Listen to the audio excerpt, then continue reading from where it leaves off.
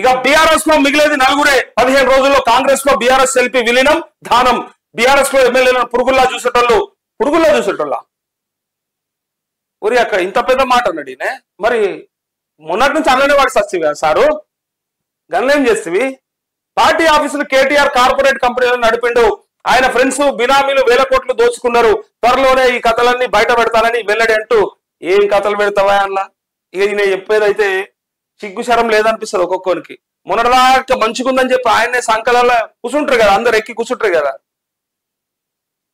బుద్ధి జ్ఞానం ఏమన్నా ఇన్ని రోజులు కనీసం ఆడ ఉన్నామన్నా కృతజ్ఞత కూడా లేదు చూడీలకి.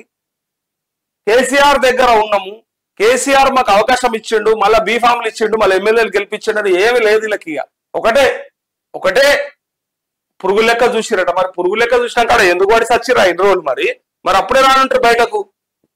భయమైందా? బాగా దోసుకుంటాడ కేటీఆర్. ఆయన ఫ్రెండ్ బాగా దోసుకుంటూ బినామీలు ఉన్నాయి ఇవన్నీ చెప్తా ఉన్నాడు, 1000 కోట్లని. బిడ్డ నువ్వు గిట్లా బయట పెట్టకపోతే, బిడ్డ నువ్వు గిట్లా మీ ప్రభుత్వంలో ఉన్నావు. ఇప్పుడు నువ్వు మన ఎంపీగా కూడా పోటీ చేసినావు, సికింద్రాబాద్ లో ఎమ్మెల్యే ఉన్నావు. ఆడెవడెవడో ఆ సన్నాసెవడ పేర్లు బయట పెట్టకపోతే నీకుంటది కథ. ఇక నీకుంటది. నిన్ను ఉరికిస్తారు. ఇక హైదరాబాద్ నడి రోడ్లల్లా నడి తొమలు ఉరికిస్తారు. ఉట్టిగా బట్టగాల్చి మీదేసుడు కాదు, ఉంటే ఉన్నది ఉన్నట్టుగా ఎవరెవరు ఎట్లా ఏడికెళ్ళి వచ్చినాయి, ఎందుకోసం దోచుకున్నారు, మరి నువ్వేం చేసినావు, అప్పుడు ఏ గుడి గారి పనులు దోమినావు, ఆయల్లా ఆ రోజు ఎందుకు రాలేదు నీకు మాట మరి దోసుకునేటప్పుడు?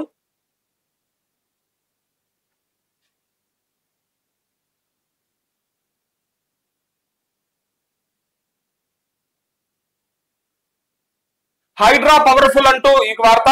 బలమైన వ్యవస్థగా తీర్చిదిద్దాలని సీఎం రేవంత్ ఆదేశం.